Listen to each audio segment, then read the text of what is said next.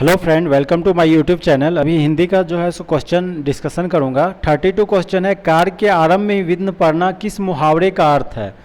इसका मतलब क्या हुआ कि कोई भी कार्य शुरू किया गया है और विघ्न जो है बाधा पड़ गया है, तो इस मुहावरे का क्या अर्थ हो जाएगा? तो सी ऑप्शन देखिए, सिर मुड़ाते ही ओले पड़ना। इसका क्या अर्थ हो जाएगा? तो सिर मुड़ाते ही ओले पड़ना। नेक्स्ट क्वेश्चन 33 है। किस कवि को कवियों का कवि कहा जाता है? तो शमशेर बहादुर सिंह को जो है सो कवियों का कवि कहा जाता है। बी ऑप्शन इसका आंसर हो जाएगा। अगला सवाल है 37 नंबर। कालिंदी का पर्यायवाची क्या है? तो कालिंदी का पर्यायवाची जो है सो यमुना हो जाएगा। इसमें डी ऑप्शन जो है यमुना। यमुना का पर्यायवाची कौन कौन होता है? कालिंदी होता है, सूर्य सूता होता है, तारणी तनुजा होता है, भानुजा होता है। तो ये सब जो है सो यमुना का पर्यायवाची शब्द है। ये आपको ये सब जो है याद होना चाहिए। अगला क्वेश्चन है 39। व्युत्पत्ति के आधार पर संज्ञा के कितने भेद हैं? बहुत ही सिंपल है। संज्ञा के 5 भेद हैं। कौन कौन भेद होता है? व्यक्तिवाचक, जातिवाचक, द्रव्यमानवाचक, समूहवाचक, भाववाचक। तो संज्ञा का जो है 5 भेद होता है। आंसर हो जाएगा सी ऑप्शन 5। अगला सवाल है 40 नंबर। हिंदी के शब्द का लिंग निर्धारण किसके आधार पर किया होता है? जैसे लिंग निर्धारण मतलब क्या हो गया कि स्त्रीलिंग पुल्लिंग। तो जो है सो हिंदी में जो शब्दों का लिंग निर्धारण जो होता है क्रिया के आधार पे किया जाता है। तो आंसर हो जाएगा क्रिया। जैसे आप समझिए, जैसे कोई कहता है वह जाता है, तो वह क्या हो गया? पुल्लिंग हो गया। और यहीं पे अगर कहेगा वह जाती है, तो क्या हो गया? वह यहाँ पे क्या हो गया? स्त्रीलिंग हो गया। तो क्रिया के आधार पे जो है सो लिंग का निर्धारण होता है हिंदी में।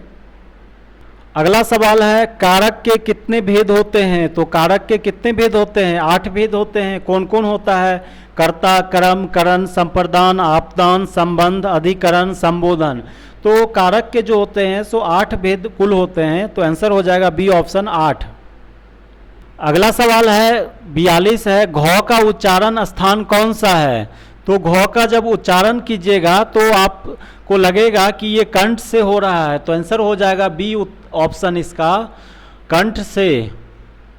अगला सवाल 45 है। कवि का स्त्रीलिंग होगा, तो कवि का स्त्रीलिंग क्या हो जाएगा? तो कवयित्री होता है, कवयित्री। तो सी ऑप्शन इसका उत्तर हो जाएगा। अगला सवाल है 46 नंबर। तरनी का पर्यायवाची शब्द है, तो तरनी का पर्यायवाची शब्द क्या होता है? सूर्य होता है। ये इसका आंसर हो जाएगा। सूर्य का बहुत सारा पर्यायवाची शब्द होता है, आपको याद रखना चाहिए। सूर्य का पर्यायवाची कौन कौन होता है? तो दिनकर, दिवाकर, रवि, भानु, भास्कर, तरनी, अंशुमाली, ये सब जो है सो सूर्य का पर्यायवाची शब्द होता है। तो आपको याद रखना है दिनकर, दिवाकर, रवि, भानु, भास्कर, अंशुमाली, ये सब जो है सो सूर्य का पर्यायवाची शब्द होता है। अगला सवाल है 47 नंबर। मीन का पर्यायवाची शब्द है, तो मीन का पर्यायवाची शब्द क्या होता है? तो यहाँ पे जो है मछली होता है, मत्स्य होता है। तो यहाँ पे मत्स्य दिया है, तो डी ऑप्शन इसका हो जाएगा। मत्स्य जो है सो मीन का पर्यायवाची शब्द होता है। आपको पता होना चाहिए मछली का जो है सो पर्यायवाची शब्द कौन कौन होता है। मत्स्य होता है, मीन होता है, जलजीव होता है, सफरी होता है। ये सब जो है सो मछली का पर्यायवाची शब्द है। अगला सवाल 48 दिया हुआ है। दिए हुए शब्दों में से भिन्न अर्थ वाला शब्द पहचानिए। तो इस ऑप्शन दिया है आत्मजा, नंदनी, कन्या, भार्या। तो यहाँ पे ए बी डी में जो ऑप्शन दिया है आत्मजा, नंदनी, कन्या, इस सब का जो अर्थ होता है वो पुत्री होता है, पुत्री। और ये भार्या का अर्थ होता है क्या होता है? पत्नी होता है। तो जो है सो ये तीनों जो है पुत्री का अर्थ होता है इसका, और ये पत्नी का होता है। तो ये तीनों से ये सी ऑप्शन अलग है। तो पूछ रहा है कि सबसे अलग कौन है? तो सी हो जाएगा इसका उत्तर। अगला सवाल है 49। अनुपम का पर्यायवाची शब्द है, तो अनुपम का मतलब क्या होता है? अनुपम मतलब अद्वितीय। अनुपम का बहुत सारा पर्यायवाची होता है। अपूर्व, अद्वितीय, अद्भुत, अनोखा, ये सब जो है अनुपम का पर्यायवाची शब्द है। अनुपम का पर्यायवाची शब्द है अद्भुत, अनोखा, अद्वितीय, अपूर्व।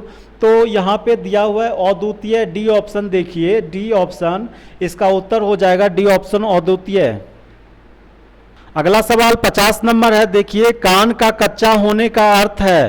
तो बहुत सिंपल है, क्या होता है कान का कच्चा होने का अर्थ। तो सुनी हुई बात पर विश्वास कर लेना, बी ऑप्शन है, सुनी बात पर विश्वास कर लेना। तो इसका आंसर हो जाएगा बी ऑप्शन, सुनी बात पर विश्वास करना। अगला सवाल है 52, शुद्ध वर्तनी का चयन कीजिए।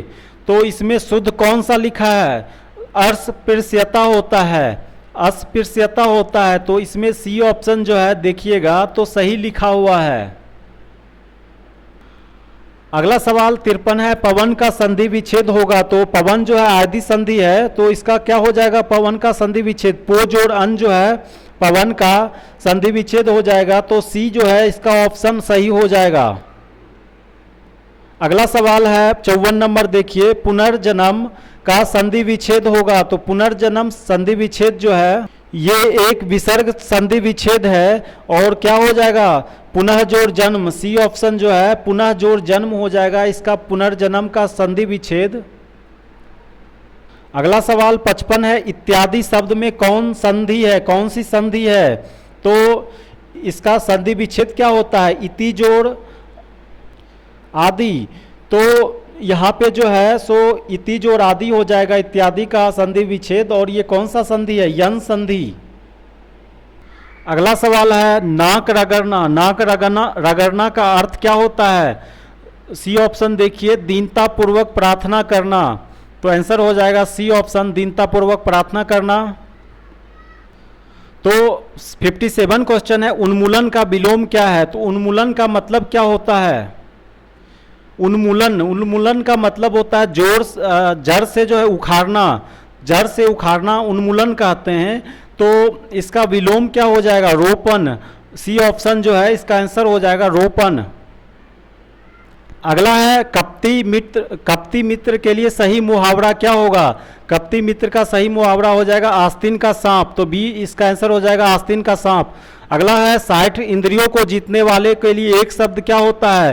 तो डी ऑप्शन जो है जितेंद्रियां होता है। जितेंद्रियां जो है इंद्रियों को जीतने वाले के लिए एक शब्द है जितेंद्रियां।